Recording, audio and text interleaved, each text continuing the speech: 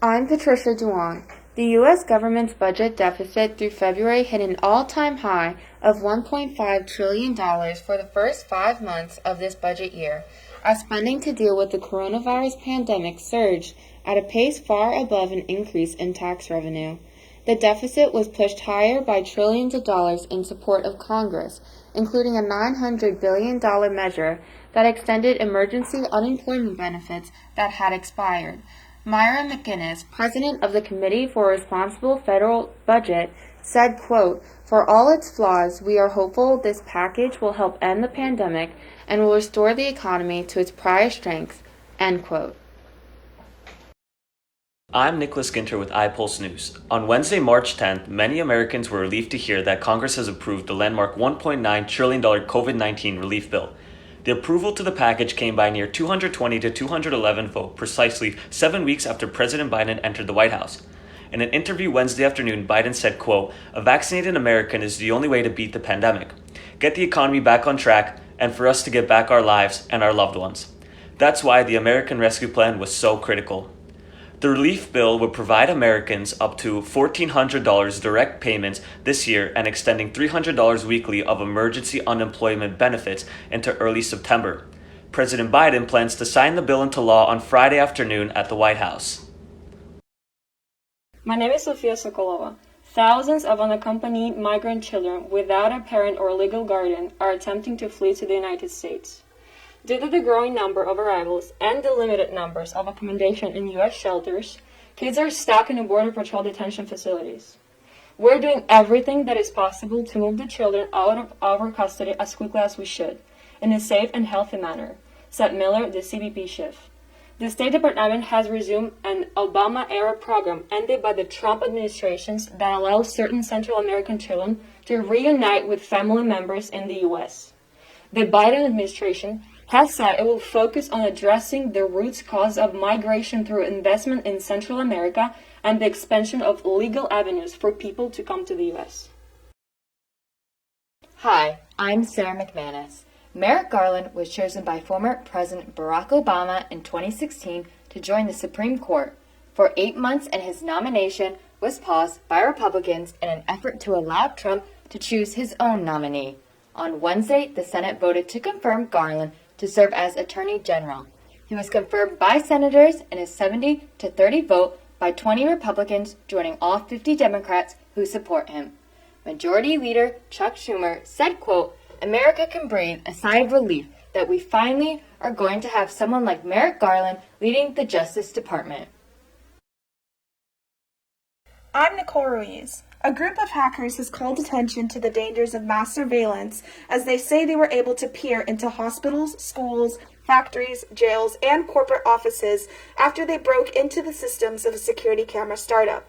This startup company is named Verkada and has reported to law enforcement and their customers that there was a breach. These hackers come from a group that calls itself APT 69420 Arson Cats. One of the members of the group, Tilly Cotman, described themselves as a small collective of, quote, "primarily queer hackers not backed by any nations or capital, but instead backed by the desire for fun, being gay, and a better world," end quote. These hackers were able to gain access of Verkada after getting the credentials of an administrator account and peer unhindered into live feeds from potentially tens of thousands of cameras. These included sensitive locations such as hospitals and schools. The company has then come out with a statement saying, quote, "As soon as we were notified of the breach, we proceeded to shut down the cameras in all our office locations to prevent further access," end quote. Since then, there has been no more posted from the hackers and their Twitter account has been suspended. I'm Ava Margulies for iPULSE. Gender roles have changed in society over time to be created in a more equal way. Many companies are changing their ways so all customers feel welcomed.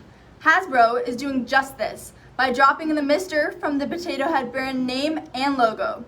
Hasbro has assured the many customers who have taken this change with mixed feelings that their brand name will change, as stated, but there will still be Mr. and Mrs. Potato Head characters.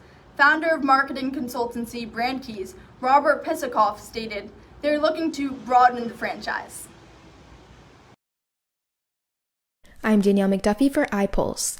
Several Dr. Seuss books will no longer be published due to racist images and remarks. This decision was made by Dr. Seuss Enterprises last month. The company stated, quote, Dr. Seuss Enterprises listened and took feedback from our audience, including teachers, academics, and specialists in the field as part of our review process.